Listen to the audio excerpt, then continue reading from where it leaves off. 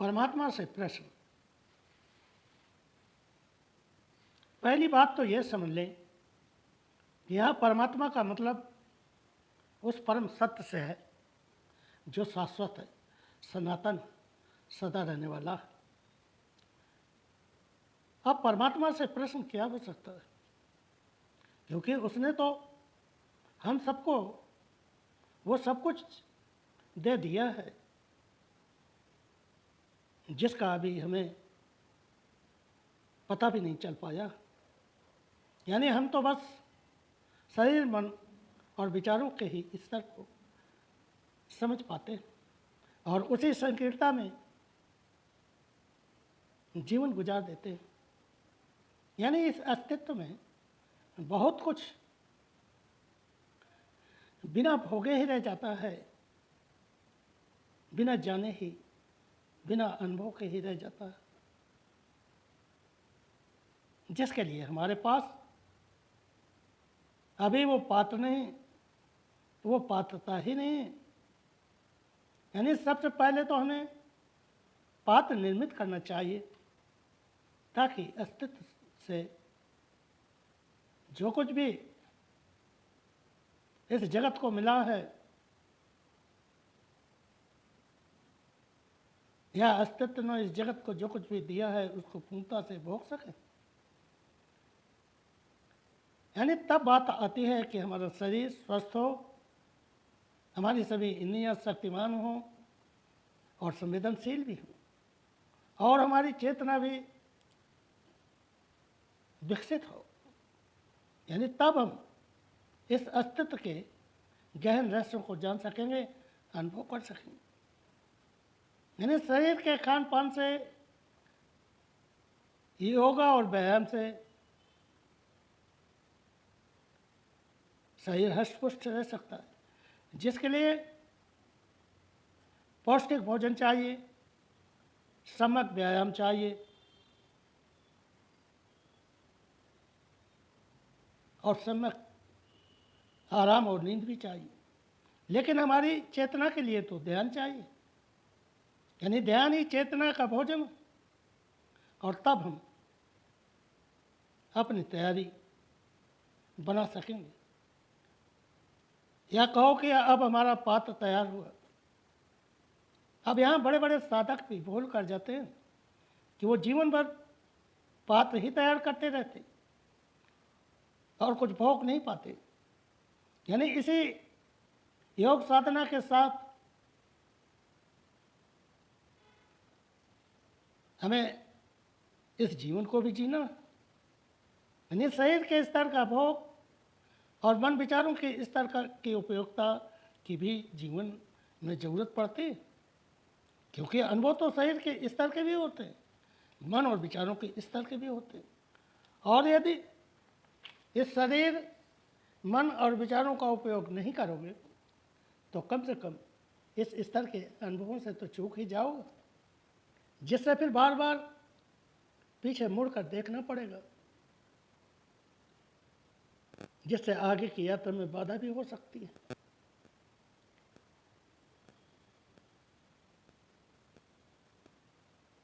यानी आपको जीवन अलग से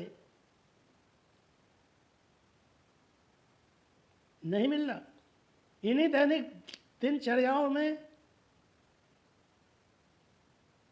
अनुभव भी करना है, जिससे हर स्तर पर जहाँ हो वहाँ जी कर देख लो, जिससे तुम्हें हर स्तर का अनुभव तो हो जाए। यानी ध्यान साधना के बाद जब हम पूर्ण रूपेण से चैतन्यवान हो जाते हैं तब हम इस जगत को भोग सकते हैं और एक अनुभव को प्राप्त कर सकते हैं।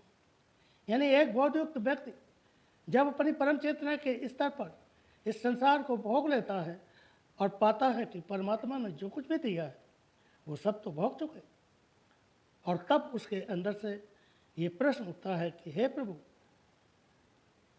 अब हमें क्या करना चाहिए।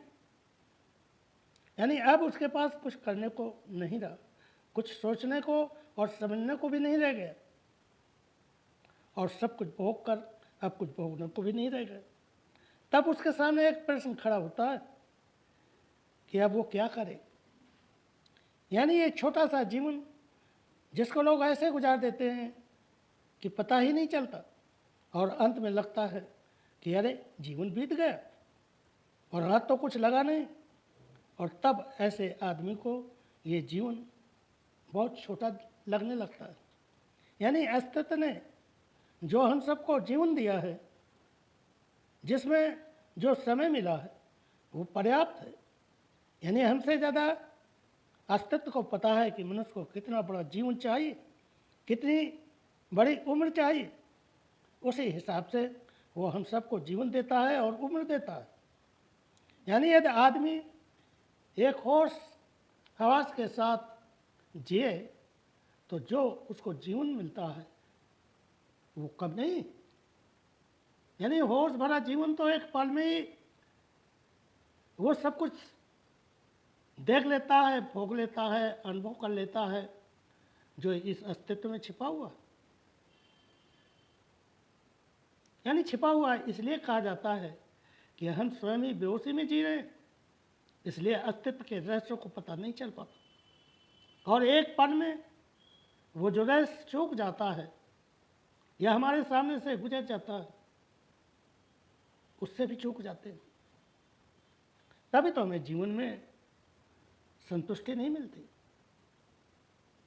यानी मनुष्य यदि असंतुष्ट होकर जीता है या इस संसार से विदा हो जाता है तो उसके पीछे हमारी ही बेहोशी है। यानी अस्तित्व के तरफ से तो सभी के लिए सदा के लिए द्वार खुले ही रहते, यानी पर्दा हमारी तरफ से, अस्तित्व की तरफ से नहीं। यानी सच पूछा जाए और तुम समझ सको तो अस्तित्व ने जो हमें जीवन दिया है या जीवन के लिए समय दिया है, उससे सब कुछ जाना जा सकता है और सब कुछ जिया जा सकता है, और फिर भी हमारे पास समय बच जाता है। यानी यदि हम एक खोज के साथ जहाँ हैं वहीं ठहर जाए, कोई यात्रा भी ना करे, कोई परमात्मा तत्व की खोज भी न करे, तो भी उस एक क्षण में अस्तित्व के छिपे हुए रहस्य खुल जाएंगे। यानी अपने जीवन में वो सब कुछ जान सकता है और जी सकता है जिसके लिए उसको ये जीवन मिला, और तब वो अवाक सा रह जाता है कि अब क्या करें। यानी वही जीवन जो हमारे लिए कम पड़ जाता था, जिसके लिए बार बार इस संसार में आना पड़ता था और हर बार के जन्म मरण के कष्टों को सहना पड़ता था, उससे ही मुक्ति मिल जाती है। क्योंकि इस बार ध्यान साधना से या अन्य किसी माध्यमों से जीवन को होशपूर्वक जिया, जीवन को जी कर देख लिया। अब ऐसी हालत में प्रश्न उठना स्वाभाविक है कि अब क्या करें। हाँ, वो थोड़ा बहुत करुणावश या दयावश लोगों को चिता देता है, समझाता रहता है, और तब पाता है कि कोई सफलता नहीं मिली, कोई समझता ही नहीं, और नहीं वो सब तुम्हारी बात सुनने को तैयार। तब एक दिन ऐसा भी आता है कि सब कुछ बोलना या चिताना भी बंद हो जाता है, और तब उसके अंदर से प्रश्न उठता है कि इस समय को क्या करें।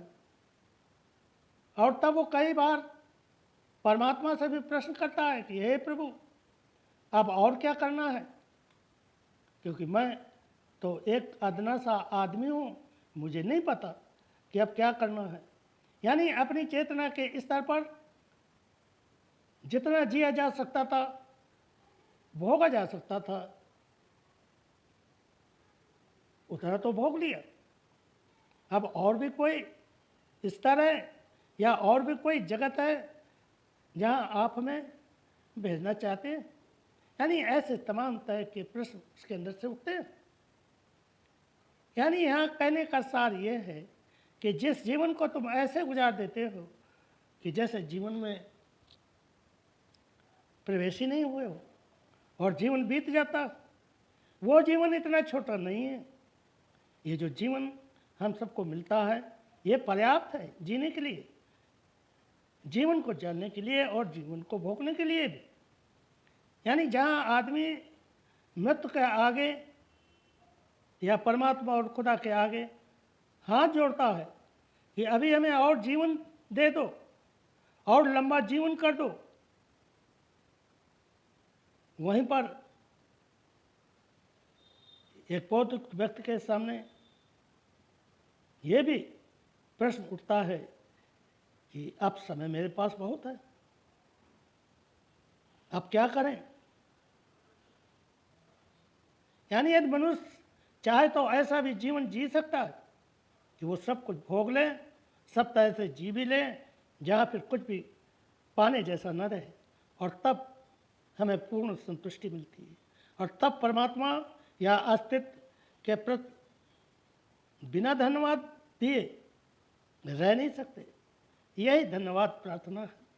और तब जो नृत्य फूटता है वहाँ सारे प्रश्न भी गिर जाते हैं। आज का यही संदेश है।